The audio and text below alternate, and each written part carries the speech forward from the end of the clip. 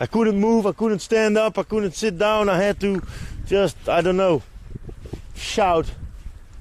The whole house was awake, except for Jaya, so super weird.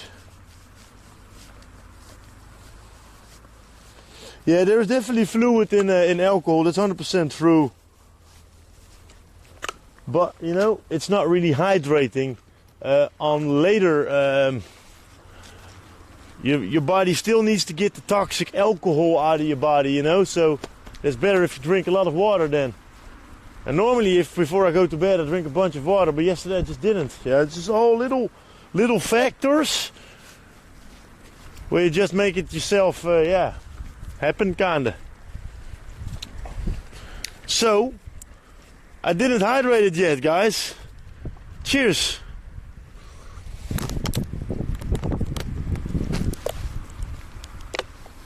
Yeah, that's crazy quick. Taz wanted to help me, but she couldn't do a thing, you know? Super cute, super nice, super sweet, but couldn't do a thing. The only thing what helped me out then was the cold bathroom floor. The cold bathroom floor relaxed the tension on my muscles. Super weird though, but... And I got medication for it. The doctor says I need to take it every night before I go to bed. But it's freaking like drugs, so I just don't take that every night. It's like muscle weakeners, you know, you're getting like freaking higher from that as a blunt. So I only take it if I got the cramps. So then the muscles are relaxing and then the cramps go away. Ice bath is good too, man, that's really good, bro. I do cold showers now and then. And I got a brick in my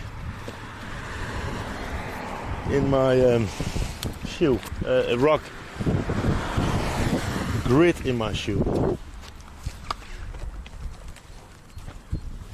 And I'm gonna get that out. Yeah, low barley.